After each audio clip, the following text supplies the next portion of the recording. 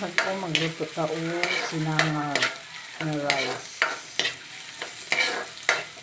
Lagyan natin ng hotdog at saka egg ang ating sinangag.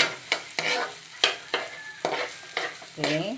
And then, ilunod na natin ang ating rice. Simple lang naman, guys. Alam niyo na rin to. Pero sa akin, in my simple way. Okay, later again.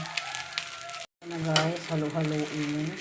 Pasensya na kasi naiwan yung stand ko sa taas.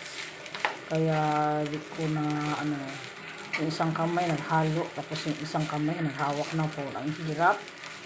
OMG. Okay, basta ganyan na guys. Later again. Lahan natin ng asin. Pasensya na, kamay-kamay lang yan. Walang gloves kasi kami lang ang kakain.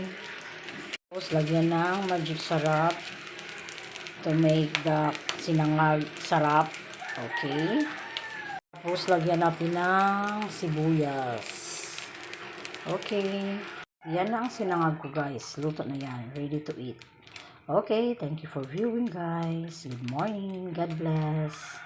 Ngayon guys, luto na naman ako ng fried chicken, pritong manok. Hari na lang ang ilagay ko kasi ito lang yung available dito sa kusina. Okay, so ang natin ngayon is pritong manok.